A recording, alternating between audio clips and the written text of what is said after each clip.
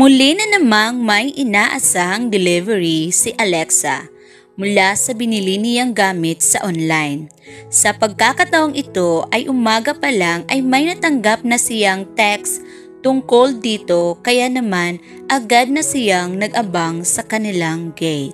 Mahigit isang oras na ang lumipas ngunit wala pa rin ang rider na may dala ng kaniyang ino-order. Nakasanayan kasi niya sa pagka-text sa kanya ay nandoon na rin ito sa labas ng kanilang bahay. Kaya naman hindi niya na napigilang i-text ito. Noong nakita ng rider na si Ray ang mensahe ng dalaga ay tanghali na. Sinagot niya ito at sinabi na ganoon lang ang sistema ng kanilang kumpanya upang ipaalam na ngayong araw ma-deliver ang order nila. Wala umanong kasiguraduhan kung anong oras mismo sa araw na yun, ngunit sa kanyang tansya ay maihahatid niya ang order ng dalaga makalipas ang 2 oras. Dahil dito ay naliwanagan sa Alexa at nanahimik, gumawa na lang muna siya ng mga iba pa niyang gawain. Ngunit lumipas na ang mahigit 4 na oras ay wala pa rin ang inaasahan niyang delivery. Kaya naman muli niyang tinext si Ray at kinulit tungkol dito. Maya-maya ay dumating na ang rider sa bahay ni Alexa at kumatok sa gate ng dalaga. Pagkarinig ng dalaga ay agad siyang nagtungo sa gate ng nakasimangot at nakakunot ang noo. Nabigla namang nawala nang buksan niya ang gate at nasilayan ang rider. Siya ay napanganga at natigilan sa kagwapuhan nito. Naku ma'am, pasensya na po. Nasiraan po kasi ako sa daan, kaya ako natagalan. Paliwanag ni Ray. Kaya pala. Okay lang. Sige.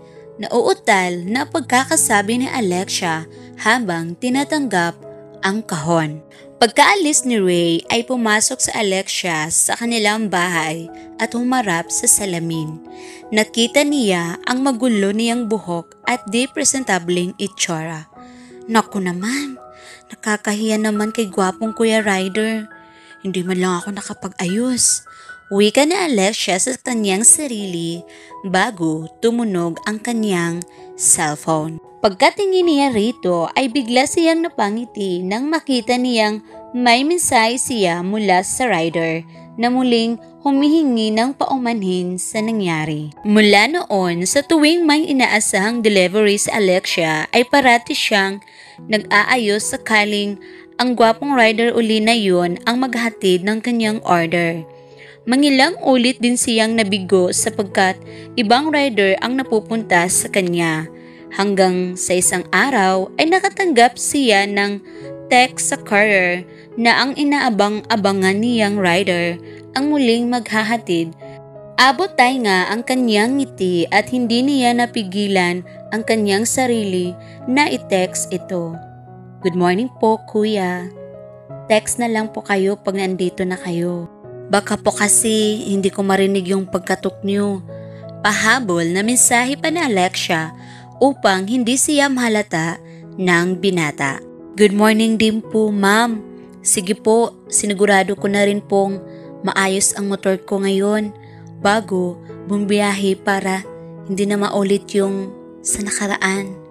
Tugon ni Ray sa text ng dalaga. Biglang nahiya na natuwa sa Alexa dahil naalala siya ng rider kaya naman muli niya itong nireplyan. Hala kuya, hindi mo pa pala nalimutan yun?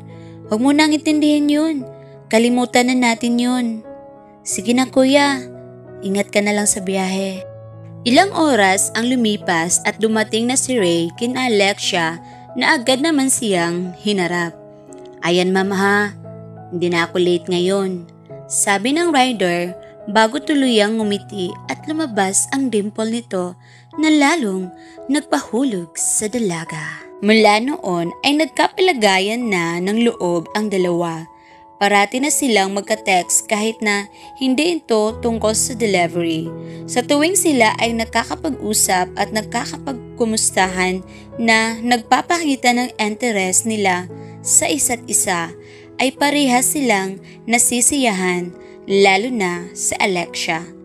Mas lalo pa siyang sumaya nang hiyayain siyang lumabas ni Ray at isama sa lakad ng mga kaibigan nito sa trabaho.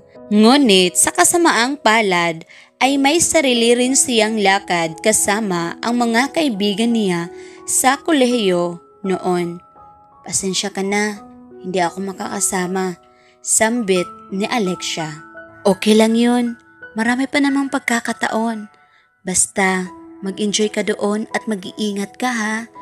Palambing na pagkakabigas ni Ray sa pag-uusap nila sa cellphone. Matapos noon ay nagtungo na ang dalawa sa kani-kanilang mga lakad. Si Ray sa pagdiriwang ng kaarawan ng kanyang katrabaho. Sa Alexia naman ay sa pagdiriwang din ng kaarawan ng kaibigan niya sa kolehiyo na si Bridget. "Oy Alexia, you're here. Come in. Welcome. Ipakilala kita sa mga kaibigan ko sa trabaho. Pinag-isa ko na lang kasi yung celebration with college friends and work friends para mas masaya." Salubong ni Bridget sa kaibigan. Nang isa-isahin ni Alexia ang mga katrabaho nito ay nagulat siyang makita ang isang pamilyar na mukha. "Ray?" Nagtatakang tanong ni Alexia sa isa sa mga bisita. "Alexia?" Nakangiting tanong din ng binata. "Wow, you guys know each other?" Namanghang tanong naman ni Bridget. "Yes, sa delivery ng orders ko noon," sagot ni Alexia. "Oh, I see. Yes, nagpa-part-time rider nga rin pala si Ray aside sa work namin sa office. That's great. Then, mas maging madali ang banding ng college friends and work friends ko since may magkakilala naman pala with each other's group. So, iwan ko muna kayo. I'll have to check on the other guests. Just enjoy the night." Saad ni Bridget bago iwan ang dalawa. Hindi makapaniwala ang dalawa sa hindi inaasahan, ngunit magandang pagkakataon na ito. Para bang itinadhana na pagtagpuan ang kanilang mga landas sa gabing iyon.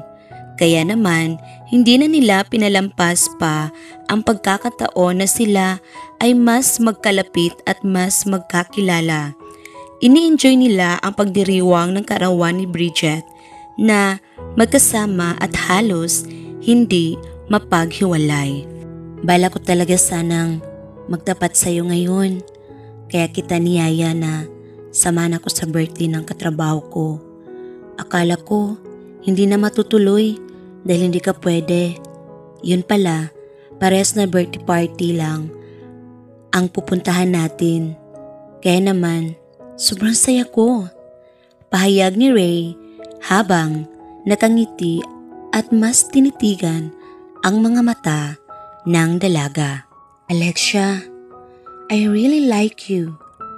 Hayaan mo sanang ligawan kita." Muling pag-amin nito. Kahit na umpisa pa lang ay may gusto na si Alexia kay Ray, ay hinayaan pa rin niyang ligawan siya ng binata upang mas magkakilala sila at magamay nila ang bawat isa. Hiling niya kasi na sa pagkakataong ito ay suyusuhin na siya ng lalaking magugustuhan niya at magkaroon siya ng pangmatagalang relasyon. Hindi naman siya binigo ni Ray. Pinadama nito sa kanya kung gaano siya nito kamahal at kung gaano ito kaseryoso sa kanya. Napatunayan din ito na hindi lang sa umpisa ang maayos na pakikitungo nito sa kanya habang nanliligaw. Kahit na noong naging magkasintahan na sila, makalipas ang ilang buwan ay ganoon pa rin ito sa kanya. Kung may pinagbago man ito ay mas lalo nitong pinagbuti ang sarili para sa pinaghahandaan nitong mga plano para sa kanilang kinabukasan. Ang lahat ng ito ay naisakatuparan makalipas ang 2 taon nang sila ay ikinasal na. Sila ay nagsama at binayaan ng 2 malulusog na mga anak na siyang mas nagpasaya sa binuo nilang pamilya hanggang sa kanilang pagtanda. Patunay ang pangyayaring ito na may mga pag-ibig na natatagpuan sa di inaasahang pagkakataon, gaya na lamang ng mga puso ni na Alexia at Ray na pinagtagpo ng isang delivery. Hanggang dito na lamang mga katropa. Sana ay patuloy pa rin ninyo akong samahan sa aking kwento. At maraming salamat sa inyong suporta. Hanggang dito na lamang. Hanggang sa muli.